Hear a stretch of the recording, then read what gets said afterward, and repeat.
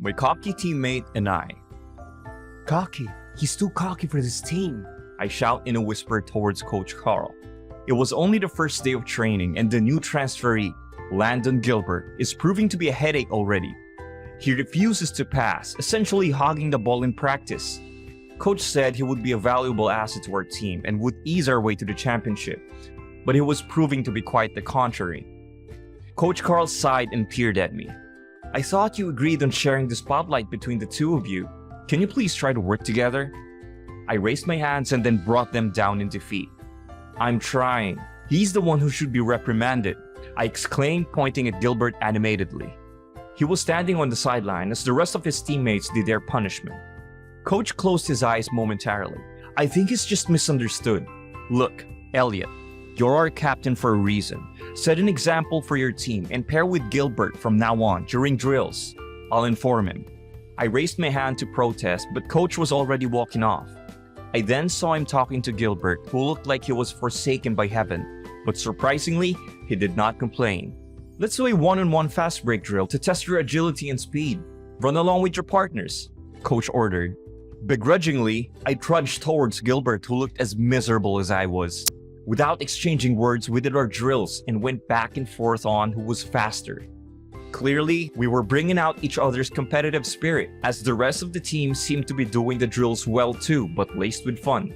However, we were straight-faced and unspeaking, which intensified the air around us. The silence finally broke when Gilbert broke my own record, amazing me with his speed. Whoa! I said before I could stop myself. I mentally slapped myself for saying that out loud. Gilbert smirked, evidently satisfied that I was impressed. Come on now, don't fall in love with me that easily, he teased. I glared at him, disgusted by how narcissistic he was. I still hate you, Landon Gilbert, I said. Ditto, he replied. That was how our training sessions went on for the next few weeks. Gilbert and I barely exchanged any words unless it was to trash talk one another. But as I continued to work with him, the more I was astonished by his drive to win and his perseverance. Although he was one cocky man most of the time, I saw myself in him and admired his passion for the game. From then on, I decided to be more open-minded in working with him. Maybe it was not so bad after all. Every now and then, a teammate would piss Gilbert off. I have long since removed myself from the equation, opting to be unbiased as I strive to give him a chance to redeem himself. He was not the nicest guy, but I saw how hard he worked day in and day out, so I decided to give him the benefit of the doubt. Most of the team still felt uneasy around him as he remained unspeaking and cold. But on the court, he delivered. As much as I hated to admit it, he lived up to the hype. Plus, he was not as bad as I initially perceived. Maybe I did not hate my cocky teammate anymore. It was during a game a week later that our relationship took a sharp turn. It was our opening match of the season, and there were 3 seconds left on the clock. The score was tied, and neither of the teams had a timeout, so we had to wing it there and then. That possession, which our team thankfully had, was a test of teamwork, trust, and talent. Gilbert had been bailing the entire game, so naturally, he held the ball on this possession. I, on the other hand, underperformed, so I let him take control. But everyone on the team knew I was the clutch guy. If there was anyone who could make a sure game winner, it would be me, and everyone knew it. Everyone except Gilbert, I'm afraid. But in an unexpected twist of fate, with less than a second to spare, Gilbert passed me the ball and I was able to get the shot out on time. Bullseye. We won our very first game together. Like everyone else, I was beyond elated but puzzled because did Gilbert really just do that? He was having an excellent game and could have scored the game-winning shot himself. But he chose to trust me and shared the limelight with me. Why did you do that? I asked curiously when we were the only ones left in the locker later that night. Gilbert turned around and met my eye. He eyed me inquisitively, as if calculating me with so much intensity. Trust, he replied shortly before turning around to leave. Wait, Gilbert, I called out, but in his typical asshole fashion, he did not stop. Landon, wait! He stopped dead in his tracks, probably because no one here ever called him by his first name. What? He said, much more softly than usual. Look, I know you're not the most comfortable in this team, and I'm not gonna lie. I judged you too early. I let the rumors about you define you in my eyes before I even got to know you, I explained. What I'm trying to say is, I'm sorry for judging you too quickly and not even bothering to get to know you. That was the first time I saw Landon Gilbert ever smile. And it was a beautiful sight. So you want a truce? I frowned. You're not even gonna say sorry back? I crossed my arms. He chuckled, and I could not even be mad at that moment because a happy Landon Gilbert was much too contagious. Fine, I'm sorry for being an ass to you all. So truce? Truce. I repeated after him. If you want, I can come in early to take shots. Maybe you want to come train with me before our team training begins. He nodded. Count me in. From that day on, Landon and I made a routine to enter the school gym as early as 5 a.m. Even though our training do not start until 6:30 a.m. We developed a dynamic that was first rooted on mutual trust on court to a blooming friendship, and possibly something more. As I got to know Landon, yes, I started calling him by his first name and not Gilbert anymore. The more I saw our similarities. We were both family-oriented, extremely passionate about basketball, and strived in school as well. We started working out together pre-training, exchanging wellness tips and tricks in court at first. While I saw it as two star players simply working on their game together initially, I could not help but feel something blossoming, like I was not there merely for training anymore. I actually enjoyed his company, and I would like to think he enjoyed mine too. Come on, Nate, you can't get past me, joked Landon as we were doing one-on-one basketball one morning. Come on, baby. My heart skipped and I stopped dribbling momentarily. I knew he only meant it to tease me, as we always did whenever we would train together. I can, baby, I replied, emphasizing the endearment. He seemed taken aback too, but quickly regained his composure. Two can play at this game. He was momentarily distracted by my teasing, so I utilized that split second to get past his defense and shoot a basket. He smirked and got the ball from me. Wipe that smile off your face or I might kiss it away, baby. He teased once more as he dribbled. I stopped dead in my tracks, looking him in the eye.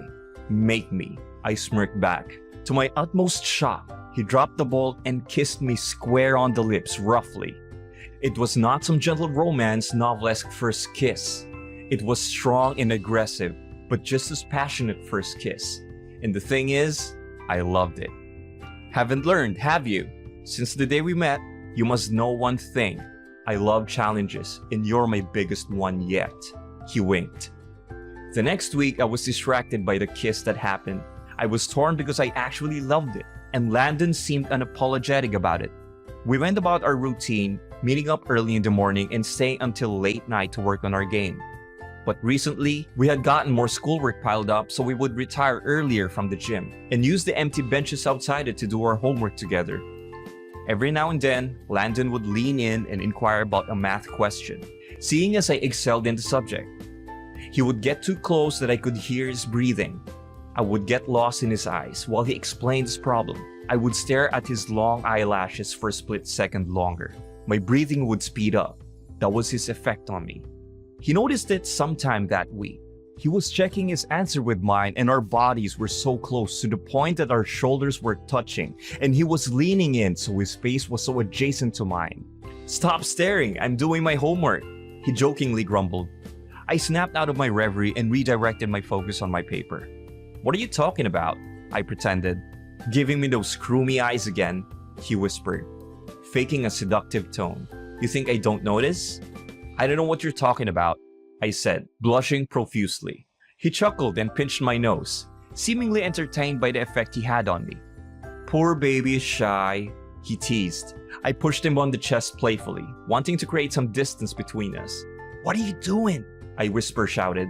Someone might overhear you and create some nasty rumors about us. I heard some people are already suspicious that we've suddenly become friends. They think there's something more and they're unbelieving because we were once enemies. My effort to get away from him was in vain because he took my defiance as a signal to get even closer to me. Our lips were merely inches away from each other, and I could hear his breathing so well. You think I care about what people think? Them? He pointed at the rest of the school, although the hallways were already empty since it was almost 10 p.m. They don't know me. They don't know us. Or this whatever we have. They don't know how I can only really be myself when I'm with you. They don't know how you're the only person who has ever really given me a chance. That was when I kissed him. It was still like an aggressive kiss like our first, but this time it was intertwined with passion and fiery heat. We were like starved animals, craving each other and desperate to express our emotions through intimate act. I'm glad they don't know us then, I replied. If they did, they would all be hella jealous. Being together in secret was more difficult than I had anticipated. Although Landon and I tried to go on with our typical routine, it was hard to turn back after that fateful night. We were officially together and I was over the moon. But the catch was, nobody knew, and we preferred to keep it that way. "Hey, foul!" I shouted as Landon defended me with so much aggression one morning. Our team training did not start for another 30 minutes, but as usual, we were earlier than everyone and were just playing around before the rest of the guys arrived. I decided to sit on the bench as my hand was reeling from the pain of Landon's hit. It was accidental, but it hurt. "Baby," he said, aghast after seeing me rub my palm. "I'm so sorry. It was an accident. I swear, look, I'm competitive and all, but I'd never hurt you." I laughed at his explanation and facial expression. He looked like he was about to cry, desperate to convince me he was not being violent on purpose. "I know, babe. Calm down." He heaved a sigh of relief and started rubbing my palm for me. It was fine after a minute or two, but then he started planting kisses on it, and I looked at him endearingly. "I love you," I said. He cracked a lopsided, boyish smile. "And I love you," he replied, kissing my forehead. At that moment, we heard a group of guys hollering the hallway, a stone's throw away from the gym. Thankfully, they were just entering the gym and we had time to break apart before they spotted us so suspiciously close together. Being together was a blessing, but being together in secret might just be a double-edged sword. As the weeks passed, Landon and I were able to sustain our secret relationship. We would exchange knowing glances in class or in hallways, but it was during the early mornings and late nights when we would really be able to be ourselves. Without anyone around, we were limitless. It was just Nate and Landon, no one else. "Are you scared?" Landon asked one night as we were finishing up on our homework on a secluded bench outside the gym area. "Of what?" I questioned. "Getting found out," he replied. "Our teammates finding out. Imagine that. Do you think they would be homophobic?" I shrugged. "I can never tell. I mean, they are nice people. But I really don't know how they'd feel about our relationship, love." He nodded. "I wish for a world where we didn't have to hide." I smiled weakly and took his hand in mine. He kissed the crown of my head as I toyed with his fingers, just relishing his presence and the peacefulness of the night. When the halls were empty and there were no boisterous fellow students around, it was when I felt most alive, and probably because Landon was right there by my side. "That day will come, I'm positive," I reassured him. "And when that day comes and we're out to the world, I will be the proudest guy ever. I am so proud to call you mine." He smiled in affirmation and kissed me thoroughly. I must have manifested that day of us being out to the world coming, because that was the very moment that, unknown to us, cheerleader and blonde bimbo Sydney Smith spotted us. The next day, the rumors started spreading like wildfire. I knew because one of my good friends, Godo, told me all about the story Sydney was telling the world. She must be tripping because she fabricated that story so much. But the essence remained the same. Star players were spotted smooching after school hours. It seemed unreal and a means to tarnish our reputation. But Sydney had proof, and although she dared not forward them to our schoolmates, lest she got caught by the school administration for slander, she showed them around. When Godo was telling me the happenings, my heart sank at first. What would the world think of us? Would our teammates accept us? But then I felt an odd sense of relief. Here was the moment we had been waiting for. A time where we did not have to hide, where we could be ourselves and love each other openly. And so I mustered up the courage to walk into school that morning, hand in hand with Landon, ignoring the gawking stares that we got or the whisperings that followed us from the entrance and all the way to the gym. "They hate us," I muttered as we neared our classroom. "Because they ain't us," Landon replied.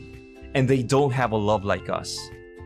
We turned to look at each other, hands enveloped in the warmth of the other, and let out a hearty chuckle.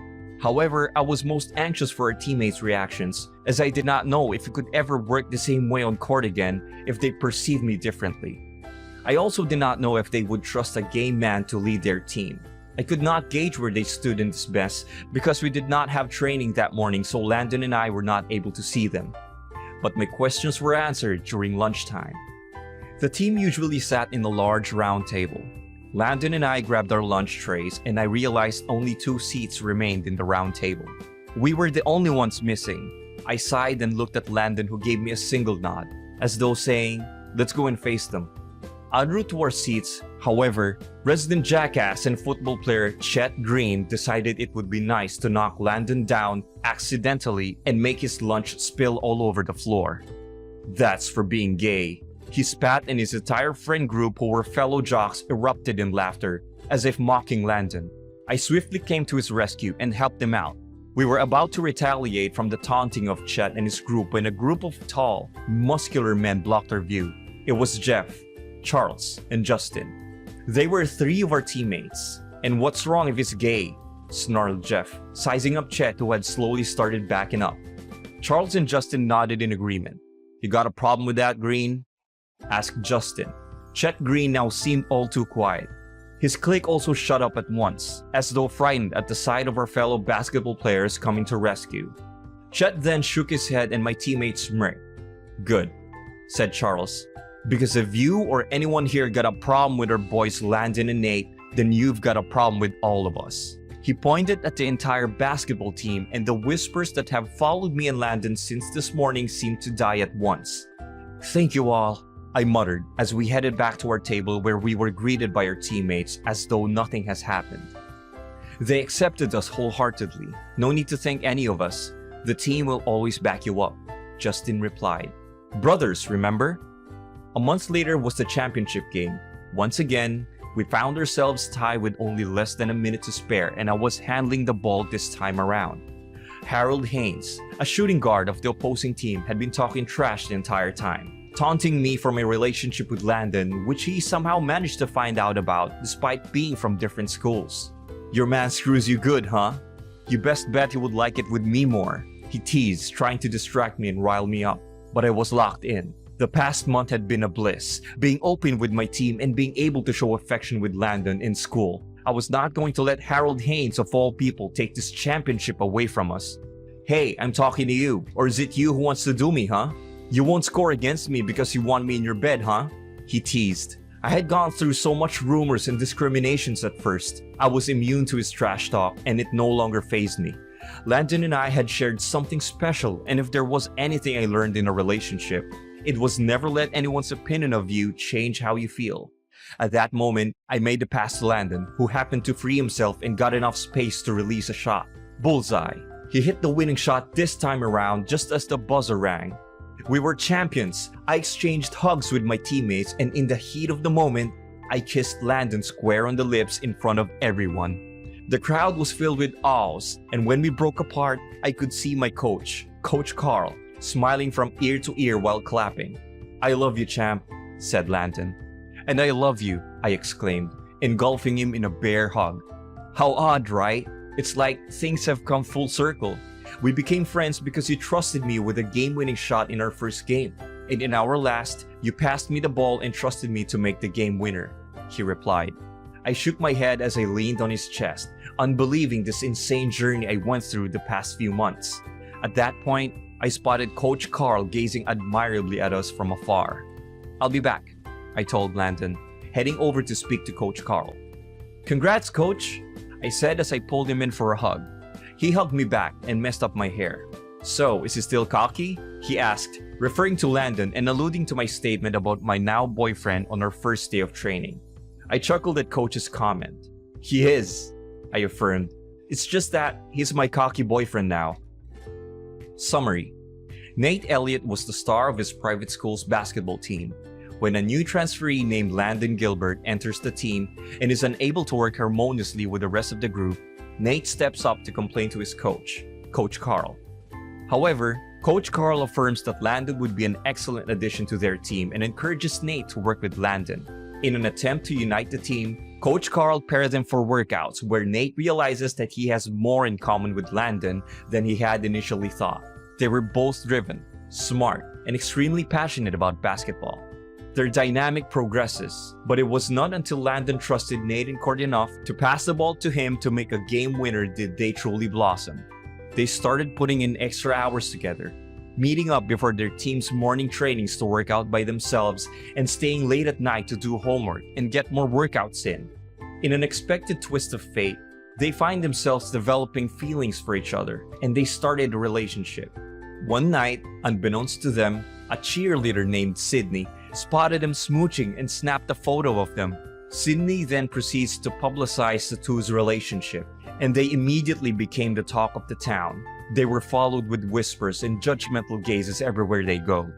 During lunchtime that day, football player and school bully Chet Green mocks Landon, but their basketball teammates stood by them and defended them from discrimination. The teammates affirmed that they accept Landon and Nate and that they were a brotherhood for a reason.